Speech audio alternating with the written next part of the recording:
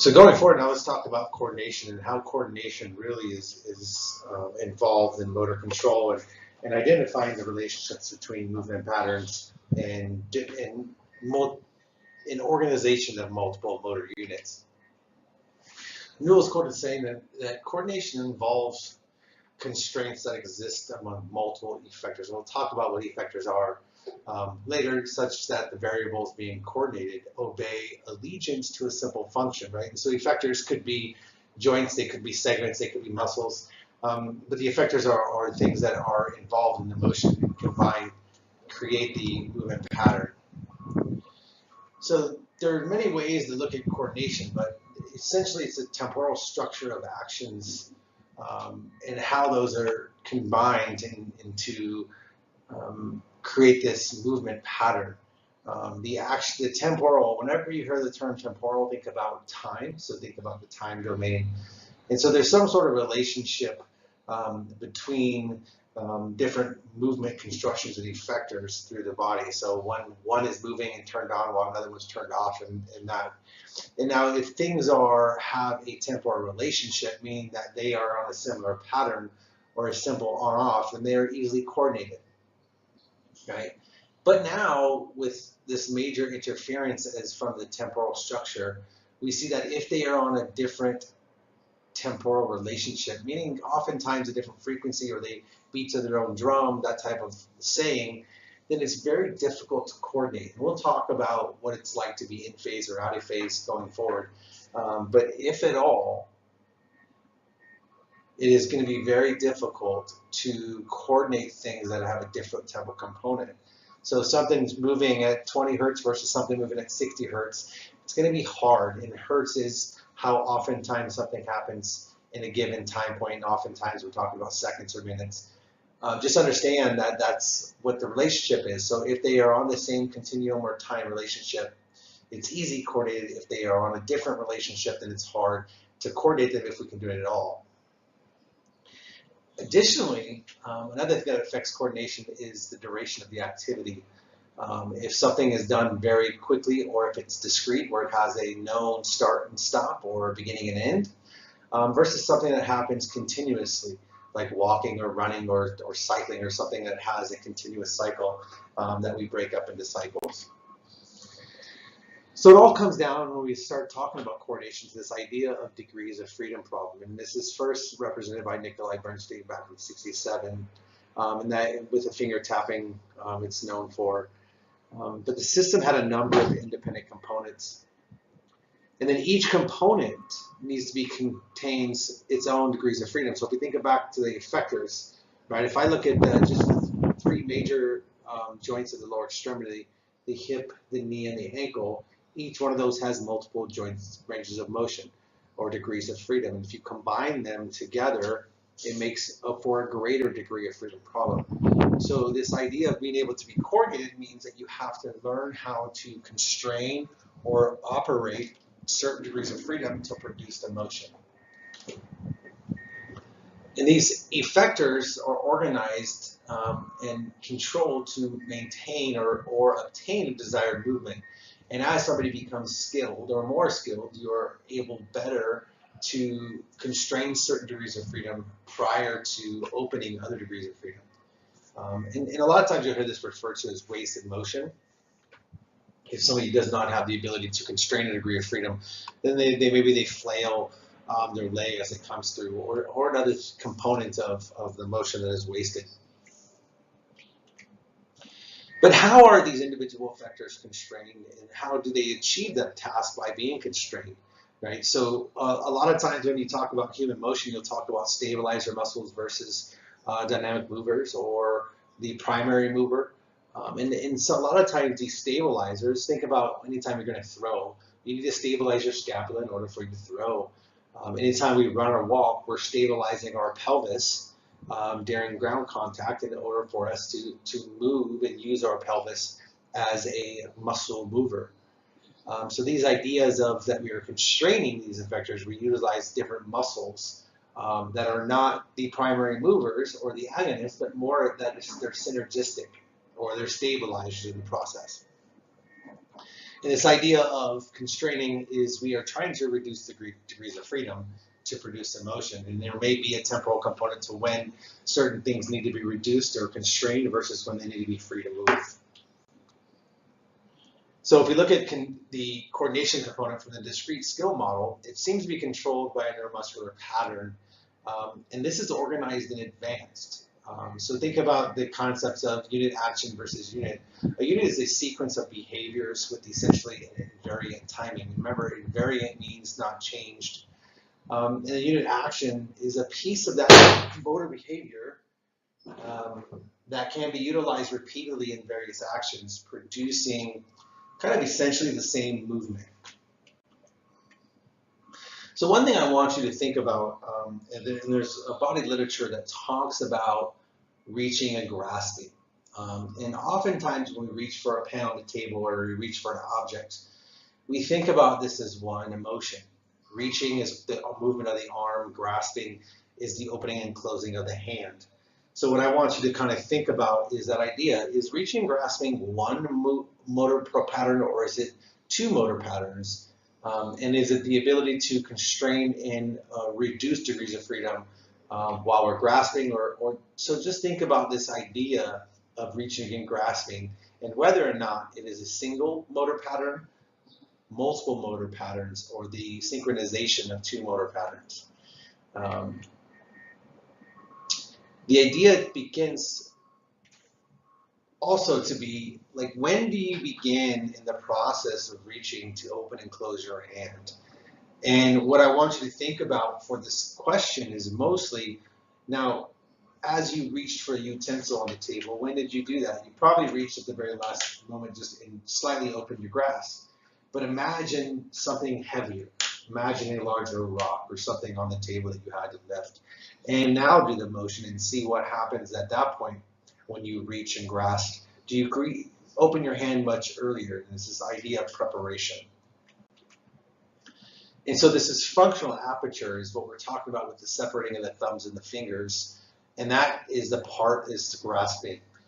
The hand opens as you reach toward the object. And this is a coordinated movement, right? So you're able to do two tasks at once. I'm able to move my hand through the flexion extension of my elbow and whatever abduction, horizontal flexion extension of the shoulder, while I can open and grasp my hand. But are these actions therefore independent, as in the name reaching and grasping? Or are they controlled by a single motor pattern that turns on and off certain components that have learned how to constrain and open different degrees of freedom? So there's this idea of, in reaching and grasping, the temporal planning. And so we're going to break it up into two different components.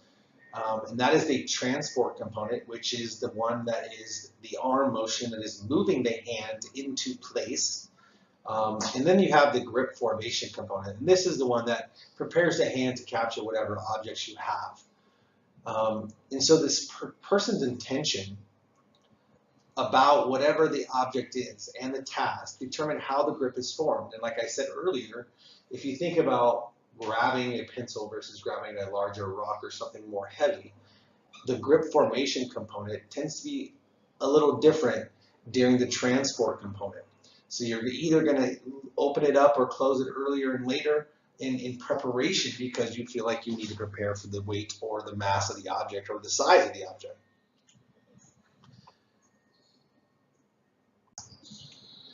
Now, to develop this further, we're going to go by the proposal and the idea that, well, maybe they're two separate CNS motor units or motor patterns that are somehow synchronized together in a coordinated pattern, right? And so what we're going to do is think of it as a limb transportation and a grip formation. And these are those two components that we just talked about. Now, the question becomes, from this viewer-centered perspective proposed by Generod, what determines the components of the limb transport and what determines the grip formation component? So thinking about this, maybe we go back to the GMP concept in generalized motor programs and identify understanding that there are some things that are invariant and some things that tend to be more of a parameter. And so here we're going to see some of the parameters that may affect limb transport and grip formation. And so when we look at the object from the extrinsic properties, we're going to look at something like how far the object is from the body, or where it is located in space, or some sort of combination there of both. And these are going to affect how we reach, or our limb transportation, how quickly or how accurately, how short our reach is. Objects also have some sort of intrinsic properties. And the intrinsic properties we're talking about are going to be size, shape, and the texture, because that has a lot to do with it. And this is going to deal mostly with the hand shaping. So how big the object is it square or is it spherical, or is it in a different shape that's oblong or not necessarily normal, or is the texture smooth, or is it rough? And these are all going to determine that grip formation, or how you shape your hand during the grasping, or when you shape your hand. And the other thought process is that it's some sort of spatial planning. So thinking of them as not separate components but rather than a coordinated aiming movements that are synced together. Now, when we talk about continuous tasks and coordination, we're going to talk about how now people believe that this idea of coordination may be an idea that moves us from gait transitions, right? So think about a horse, and a horse has 3 gait patterns. They have a walk, a trot, and a gallop. This graph you hear on the left talks about energy efficiency. You can see cost of locomotion here on the y-axis. And then so you can see, and this is very typical of what we use with oxygen consumption, you'll see these inverted or these U's, which talk about some optimal location where you're at a reduced oxygen cost. And then as things transition, you'll see we switch to the next gait pattern there. And so for years, and for many different theories on human walking and running too, we use cost of locomotion as a mechanism, not only just metabolic, but we'll also use some mechanical costs as well. But one of the theories is that this coordination concept of transitioning, and we prefer to be in phase, not anti-phase, or we prefer to have these things temporarily synced. At some point, it may be beneficial for us to switch from a coordination standpoint as well. So if we look at gait and continuous tasks going forward, we know that in humans, we will transition when we go from a walking to a running state. So say we're transitioning this way, between this area of 2 and 2.5 meters per second, or 4.5 and 4.9 miles per hour. And what this depends on is 3 kind of components that we've identified, and that's the direction of the speed change. So whether you're walking to running or running to walking, we do know that you change at a different velocity both directions because you prefer to be in that gait pattern. It takes a lot for you to transition out of that coordinated movement, and that's the idea behind it. The rate of acceleration and the cognitive load, how hard or the difficultness for you to construct a new motor pattern in going forward, right? Because you prefer that current state of motion and you don't want to move it unless you need to. So here we have some more going through it, stability patterns. And these shaded regions are this area in the Freud number. Just think of the Freud number, and that's what this is on the x-axis. It's just is a normalization of speed based on leg length. So we can talk about it. It's kind of like if you're normalizing oxygen consumption based on mass. We know that the length of individuals' legs affects their stride length and possibly stride frequency. But mostly this is a Freud number is going to be the speed based on their leg length, trying to normalize so we can compare across people. But what happens when you walk at a higher velocity, or what happens when you run based off of this idea of Freud number and the standard deviation of the relative phase? So this is the idea of a variability measure when we talk about coordination. And we are in these early stages, you're at high variability and you tend to be low variability of running. But that's here as well, right? And so there's an idea that we're using coordination variability, which is a standard deviation of the relative phase, to determine when we transition. And that is right around this area, it tends to become about the same cost effectiveness and reduced variability in this movement pattern that we may want to switch to walk to run. And so as you can see, right after that switch, we tend to drive up in our variability making probably more dangerous and a lot more of a wasted pattern. And we continue to drive down with our variability for the running. So this is what it looks like from a number of different perspectives and what it takes for us to walk and run and preferred patterns of motion going forward. All right, so this is what we're gonna do. So I just talked to you about the transition from walk to run. Oftentimes is thought of as a metabolic or mechanical idea, but the theory is maybe it's a little bit more, maybe it is related to coordination. And so what these graphs here are is, think about this. There's a visual sensation. So you're running on a treadmill, and there's a visual environment coming by, and so it seems like the environment you're running by is going at a different speed than what you're actually running at, okay? So the idea in these, when it says same, is the visual flow of the environment, the video, or the, think about you're in a three-way kind of a virtual reality kind of world, is going the same velocity as you're actually traveling.